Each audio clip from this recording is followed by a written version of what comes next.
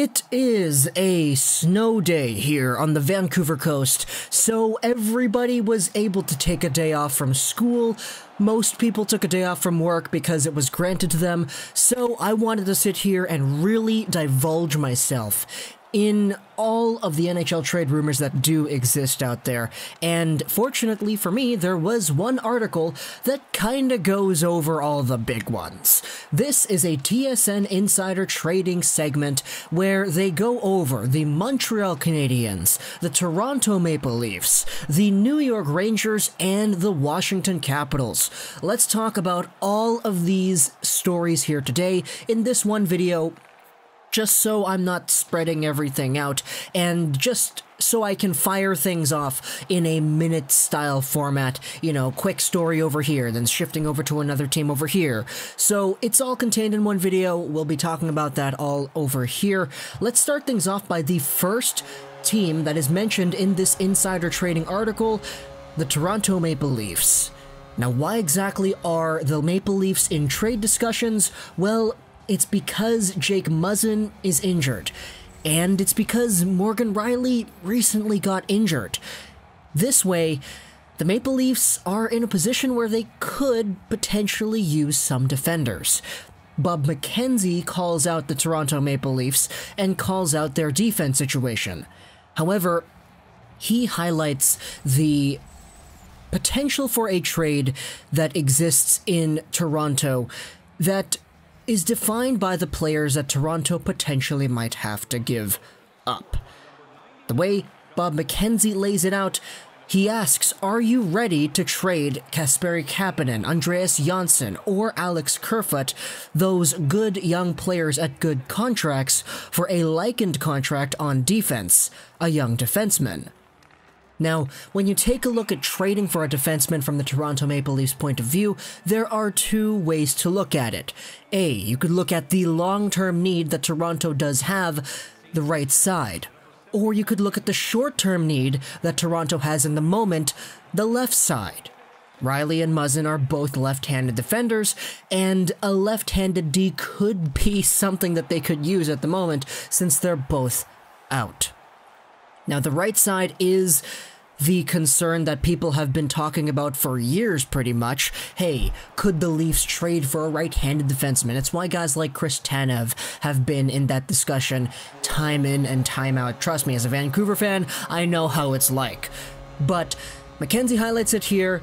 You would probably have to give up one of these good forwards on a good contract, Kapanen, Johnsson, or Kerfoot, in order to really address those needs on the back end. It's something to note, and it's something that the Leafs will have to deal with. Kyle Dubas has been a guy who hasn't been afraid to pull that trigger in the past. He's made some big trades, and he's not afraid to move his guys. So, in my opinion, it would be understandable to see him go after a right-handed defenseman in the future, or a left-handed defenseman for the time being, using one of these good players at the moment. The Leafs are currently third in their division, so it's not like they're super far out of a playoff spot. I think there is some flexibility there as to how they could go about things, but right now, not having a Muzzin and not having a Rielly certainly isn't a good thing. I know they recently won, Matthews got a hat trick again, but how confident can you be in this Leafs team to keep on winning even without two of their best defenders? And I say best defenders because, really, are you going to argue with that? Is Barrie better than Muzzin? Is Barrie better than Rielly? No. Barrie's expiring too, so he's not really somebody who addresses that long-term need on the right side. So, to me, it makes perfect sense as to why the Leafs would be in this situation, but that's only one team out of the four that we're discussing here today. Let's move over to what Pierre LeBrun talks about with the Montreal Canadiens. Now, I recently made a video yesterday talking about the Canadiens and potentially trading Ilya Kovalchuk. that video wasn't really about me saying that I think Kovalchuk will be traded or that I think he won't be traded.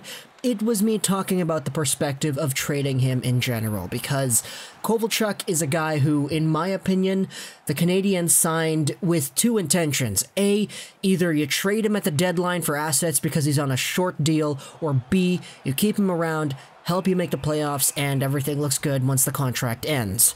But that's completely different from what Pierre LeBrun talks about here on TSN Insider Trading. He talks about Shea Weber and Carey Price, and how Marc Bergevin has said that he has no intention of even listening to any offers that contain those two names. So, Habs fans, you can relax. Just take a breather, and if you're one of the guys who doesn't want Price to be traded, you can sit back and relax, because Marc Bergevin has come out and said that that is not on the trading block at all, nor is Shea Weber. Now, the article does talk about how he did say the same thing about Subban, and he did say the same thing about Galchenyuk.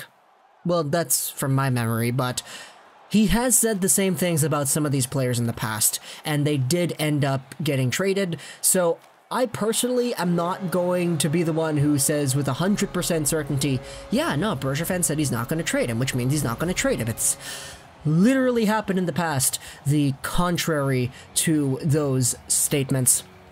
But Pierre LeBrun is just the preacher over here. Carey Price and Shea Weber, for the foreseeable future, they are not on the go in any fashion for the Montreal Canadiens, so we could take a breather on that. Kovalchuk is a guy who I still personally think could be on the move, but Price and Weber are the two that have been highlighted as to not being there. It's the leadership, and it's the overall body of work that these guys have that prove valuable to a young Montreal Canadiens team, and from that perspective, hey, it makes perfect sense why you wouldn't want to move any of these guys. Plus, their contracts are absolutely terrible, and no team would be willing to take that on. So that is another just nail in the coffin as to how these guys are going to stay here. But finishing off with the Montreal Canadiens, let's go over to Darren Dreger and what he talks about with the New York Rangers. He talks about Chris Kreider once again, because he is a pending UFA, and he is a guy who has been in these trade discussions for quite some time now. He highlights how there are going to be contract discussions and perhaps negotiations with the Rangers management, but it's still assumed that Chris Kreider is most likely going to be traded. Now, I've made my own videos about Chris Kreider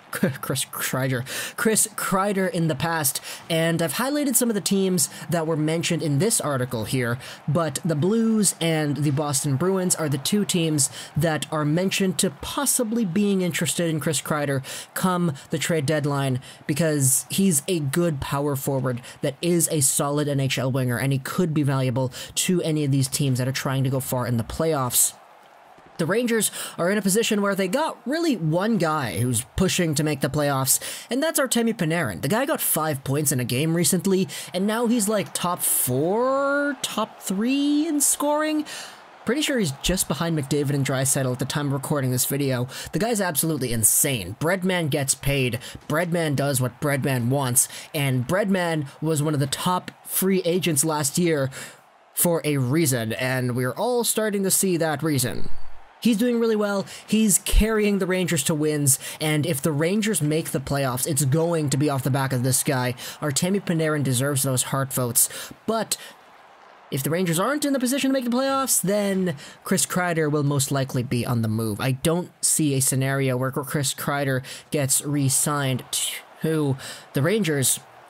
It's just a whole bunch of talk over the past few months has really led me to believe that he is going to be on the move, and that's what they talk about here, what Dreger says on this TSN article. So, the teams mentioned are the Blues and the Bruins, but obviously we've discussed other teams in that possible scenario in previous videos.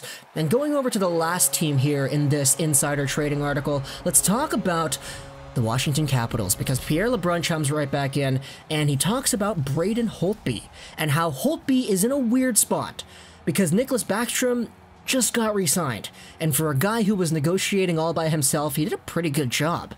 Braden Holtby is in a position, though, where he also is set to becoming an unrestricted free agent, and there is a high likelihood that he's most likely not going to come back. That's just how it is. The Washington Capitals have their cap space. It's limited. They re-signed Nicklas Backstrom. He got a $3 million increase, and Holtby is in a weird spot. Holtby and the Capitals both said they would wait until the end of the season to decide how to settle the contract, but there is a really good young goaltender in Ilya Samsonov in Washington right now, so Pierre LeBrun talks about how he sees Holtby either going with a short-term deal or going to the trade market. For a guy who's been with the Capitals for so long, that would be a very heartwarming departure, but also, you got to take a look at hockey from a business standpoint. If you're not able to re-sign the guy to the money that he probably deserves, you're gonna have to get rid of him. Samsonov has been good. Obviously, he's no Braden Holtby, but Holtby is a Holtby, and the Capitals just cut down in their cap space with this Backstrom contract, so it'll be interesting to see how things turn out. But that wraps up our video here today. Hope you enjoyed this video. Social Trolls 99, and bye.